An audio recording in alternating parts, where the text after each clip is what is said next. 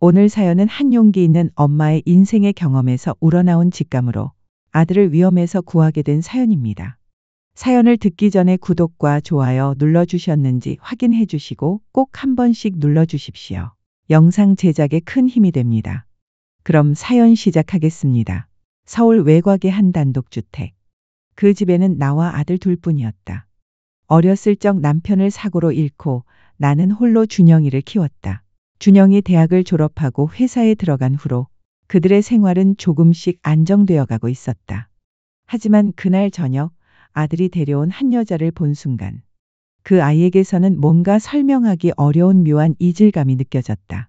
엄마, 인사드려. 여긴 미진이야, 내 여자친구. 아들놈이 여자친구를 인사시켜준다고 초대를 한 것이다. 처음엔 당황하고 이상했지만 홍기가 찬 아들 녀석이 대견하기도 했고 한편으로는 결혼하게 되면 홀로 남는다는 생각에 씁쓸하기도 했다. 미진은 환하게 웃으며 말했다. 안녕하세요. 말씀 많이 들었어요. 준영이 이렇게 잘 키워주셔서 감사합니다. 엄마는 억지로 미소를 지으며 말했다. 그래, 반가워요. 그런데 어쩐지 처음 본 것 같지가 않네요. 그 말에 미진은 고개를 갸웃했다. 어머, 저희 본 적 있었나요? 아니요, 그냥 그런 기분이 드네요. 미진의 말투는 사근사근했고 태도도 흠잡을 데 없었다. 하지만 그 아이의 눈빛은 상냥하면서도 왠지 모르게 낯설게 느껴졌다. 마치 미리 준비한 연기를 펼치는 것 같은 불편함이 느껴졌다. 시간이 흐를수록 미진은 집안에서도 밖에서도 누구에게나 사랑받는 여자가 되었다. 회사 동료들도 친구들도 심지어 이웃 주민들도 그녀를 칭찬했다. 아드님 복 터졌어요. 요즘 그런 여자 진짜 드물어요. 미진 씨는 천사 같아. 어쩜 그렇게 눈도 예쁘고 성격도 좋을 수가 있지? 하지만 엄마는 속으로 이렇게 되뇌었다. 이상해, 너무 완벽해. 사람이 어떻게 저렇게 늘 똑같을 수가 있지? 저녁 식탁에서 그녀는 조심스럽게 물었다. 미진이는 부모님은 어디 살고 계시니? 미진은 잠깐 멈칫하더니 자연스럽게 대답했다. 아, 어릴 때 돌아가셨어요. 그래서 혼자 컸죠 뭐. 아이고, 미안해. 힘들었겠네. 그래도 다 지나간 일이죠. 지금은 너무 행복하니까요. 대화는 자연스러웠지만 이상했다. 그녀가 웃을 때마다 입꼬리는 올라갔지만 눈은 웃고 있지 않았다. 오래 살아온 사람만이 알 수 있는 직감. 엄마는 알 수 있었다. 이 여자 뭔가 감추고 있다. 준영은 점점 바빠졌다. 연락도 줄었고 얼굴 보는 시간도 줄었다. 아들, 주말에 뭐 하니? 밥이라도 같이 먹자. 미안해요, 엄마. 이번 주는 안 될 것 같아요. 미진이랑 약속이 있어서요. 다음에 봐요.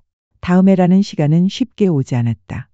아들과 단둘이 보내던 시간은 점점 줄어들고 그 자리에 미진이 들어섰다. 엄마는 괜찮다고 말했지만 혼자 있는 집안의 정적은 점점 깊어졌다. 결국 어느 날 준영은 결혼을 발표했다. 엄마, 나 미진이랑 결혼하려고. 그래, 축하한다. 언젠가는 너도 장가를 가야지. 내 품에만 둘 수는 없는 거니까. 엄마는 웃었지만 마음 깊은 곳에서 싸늘한 바람이 불었다. 결혼을 하던 날 우리는 조용하고 조촐한 결혼식을 하였다. 미진의 부모님이 안 계시는 것도, 준영이 아빠가 세상에 없는 것도 부끄러운 일은 아니지만 준영이와 미진이가 원하는 대로 결혼식은 조촐하고 조용하게 진행되었다. 나는 속마음으로 여보 아들 장가가요. 축하해 주세요. 하며 속으로 눈물을 감췄다. 결혼 후 몇 달이 지났다. 겉으로 보기엔 모든 것이 평온해 보였다. 하지만 엄마는 알았다. 아들의 얼굴에서 무언가 작은 균열이 생기고 있다는 걸. 예전엔 잘 웃던 그 얼굴이 어딘가 피곤하고 지쳐 있었다. 준영아, 요즘 괜찮아? 얼굴이 좀 수척해 보인다. 아들은 대수롭지 않게 웃었다. 일이 좀 바빠서 그래. 엄마, 괜찮아. 미진이는 잘 있고? 미진이는 항상 잘 챙겨줘. 오히려 너무 걱정이야. 내 건강까지 챙기느라 고생하잖아. 말은 그렇게 했지만 이상했다. 아들은 늘 무기력했고 뭔가 집중을 못하는 눈빛이었다. 방문할 때마다 집안 공기는 싸늘하게 식어 있었고 미진의 태도는 늘 환했지만 그 안에 알 수 없는 긴장감이 감돌았다. 하루는 준영이 몸보신을 좀 해주려고 음식을 싸들고 준영이 집에 방문했다. 그날 저녁 엄마는 주방 찬장에서 낯선 약통을 발견했다. 은색 뚜껑에 플라스틱 통, 라벨엔 면역 증강제라고 적혀 있었다. 건강보조제치고는 너무 자주, 너무 많이 먹이는 것 같아. 의심은 커졌고 나는 결심했다. 이걸 알아봐야 한다. 다음 날 아침, 엄마는 오랫동안 알고 지낸 약사 상철을 찾아갔다. 동네 약국에서만 일하던 그였지만 의약품에 관해서라면 꽤 믿을 만한 친구였다. 상철 씨, 이것 좀 봐줘요. 그녀는 약통을 조심스럽게 내밀었다.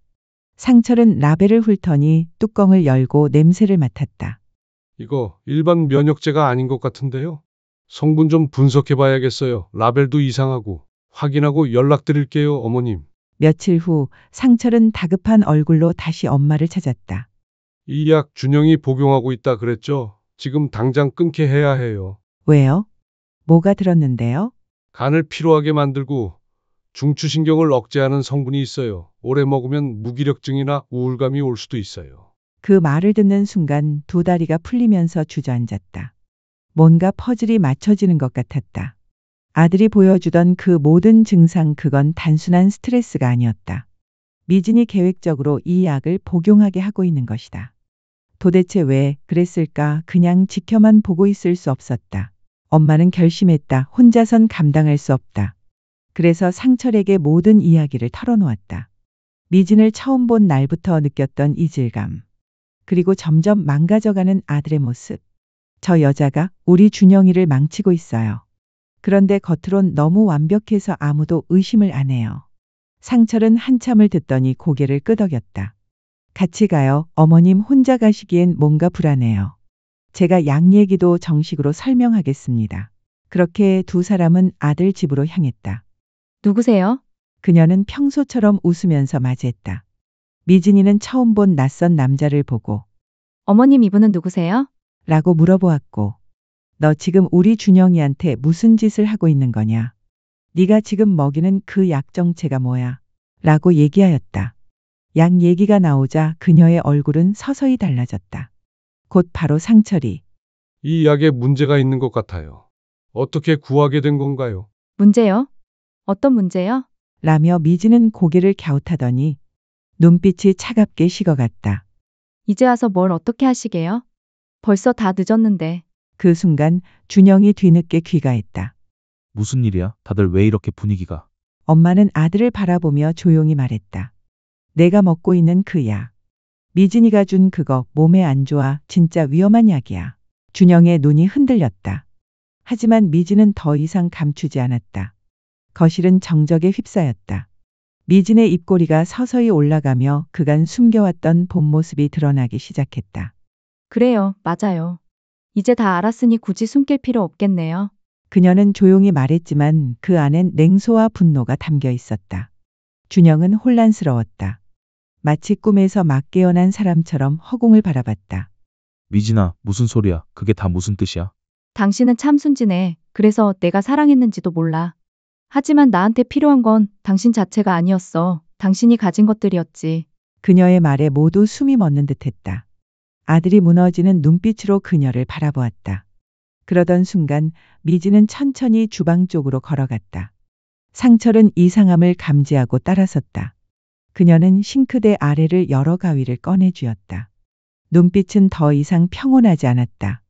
왜 이렇게 망쳐야 해요? 모든 게 잘 돌아가고 있었는데.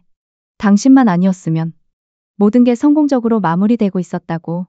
그녀는 울분에 찬 목소리로 소리쳤고 그 가위를 들고 엄마에게 달려들었다. 그 순간 상철이 순식간에 몸을 날려 그녀를 붙잡았다. 가위는 바닥에 떨어졌고 미진은 울부짖으며 바닥에 주저앉았다. 나 다 끝났어. 이젠 아무것도 남지 않았어. 경찰이 도착했을 때 미진은 이미 제압되어 있었다. 아들은 쇼크에 빠져 아무 말도 하지 못한 채 그저 손으로 얼굴을 감싸고 있었다. 그날 밤 아들은 엄마 앞에서 무너졌다. 그토록 믿고 사랑했던 사람에게 배신당한 슬픔, 그리고 그 사실을 몰라봤던 자책이 한꺼번에 쏟아졌다. 엄마, 미안해요. 진짜 정말 미안해요. 괜찮아, 준영아, 너는 잘못한 게 없어. 엄마는 내가 다치지 않아서 다행이야. 그들은 소파에 나란히 앉아 말없이 손을 잡았다. 서로에게 흘러나오는 따뜻한 체온이 유일한 위로가 되어 주었다. 그날 밤 준영은 처음으로 엄마의 인생을 생각했다. 자신을 지키기 위해 달려든 그 몸짓은 어릴 적 단칸방에서 자신을 감싸주던 담요 같았다. 그것이 진짜 가족의 모양이었다. 며칠 후 미지는 구속되었고 경찰 수사가 이어졌다. 언론엔 나오지 않았지만 그녀가 이전에도 재산을 노린 접근을 했던 전과가 있다는 것이 드러났다. 준영은 직장도 잠시 쉬기로 했다. 그리고 엄마와 함께 조용한 시골 마을로 내려가 한동안 머물렀다. 어느 저녁 모닥불 앞에 앉은 두 사람. 조용히 차를 마시던 엄마가 입을 열었다. 이제는 알겠니? 엄마가 왜 그 사람을 처음부터 믿지 않았는지. 이제는 알 것 같아. 그때 엄마가 아니었으면 나 지금쯤. 준영은 말을 잇지 못했다. 엄마가 나이는 들었지만 그래도 우리 아들은 엄마가 지켜줘야지. 준영과 나는 실소를 지었지만 모닥불 앞에서 다 눈물을 흘리고 있었다. 아이 모닥불 때문에 눈이 맵네. 준영이 멋쩍은 듯 농담을 하면서 눈시울을 닦았다. 그날 이후 준영은 조금씩 다시 웃음을 되찾았다. 엄마는 여전히 아들의 아침을 챙기고 함께 산책을 다니며 다시 평범한 일상을 살아간다. 어떤 사랑은 망가뜨리고 어떤 사랑은 지켜낸다. 엄마는 언제나 말없이 지켜주는 사람이다. 자신의 모든 것을 걸고 아들의 이름 하나로 살아온 사람.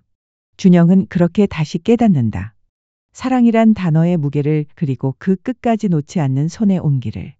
오늘도 준영이와 나는 서로에게 의지하며 하루를 살아간다. 언젠가 또 세상에 나가 독립해야 하는 자식이지만 내 소중한 아이를 지키기 위해 나는 언제든지 곁을 지켜줄 것이다. 사연 들어주셔서 감사합니다. 오늘 사연도 즐겁게 들어주셨다면 제가 더 재밌는 사연을 많이 제작할 수 있도록 힘을 주세요. 구독과 좋아요 눌러주시고 오늘 사연에서 함께 공감하고 싶은 내용을 댓글로 달아주세요. 댓글은 우리 모두가 소통하는 놀이터입니다. 오늘 하루도 건강하세요. 감사합니다.